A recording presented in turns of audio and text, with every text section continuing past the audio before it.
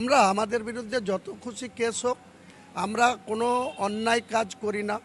আমরা মানুষের উপরে কোনো জুলুম করি না। মানুষের উপরে কোনো কাজ করে দেওয়ার বিনিময়ে চাকরি বলুন বা অন্য কোনো কাজ বলুন, কোনো থানাতে কোনো মানুষ বিপদে পড়লে সে হিন্দু মুসলমান দেখি না। আমরা কাউকে জিজ্ঞাসা করি না আপনি কোন ধর্মের মানুষ, কোন বাড়ি থেকে এসছেন। আজও সকালবেলায় 100 লোককে দেখা করেছি, সাক্ষাৎ করেছি। তার মধ্যে 20টা হিন্দু লোককে সার্টিফিকেট দিয়েছি, তাদের ইনকাম সার্টিফিকেট, তাদের আধার কার্ড সংশোধনের। সেখানে আমরা দেখি না।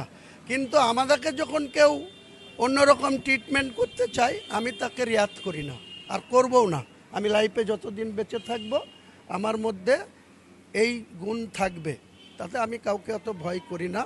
উপরওয়ালাকে ভয় করি, সৃষ্টিকর্তাকে ভয় করি। আমি মানুষের অন্যায় করব না, মানুষকে অত ভয় পাবো না। যা হবে হোক, আইন আইনের পথে চলুক না। প্রমাণ করতে হবে তো। আমি যে আমাকে বলছে যে আমার বিরুদ্ধে এই করেছি, আর যারা ওরা করেছে, আজকে হেরো অনামিকা ঘোষ 59,000 ভোটে বিজেপির বাবন ঘোষ আমার কাছে হেরেছে।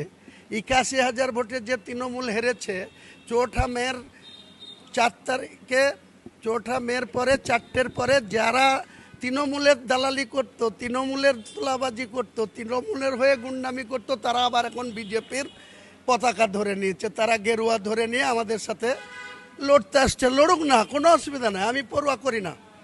আমার জীবনটাই লড়াই সংগ্রাম দিয়ে আমি ন্যায়ের প্রতিষ্ঠা করতে লড়ে যাব।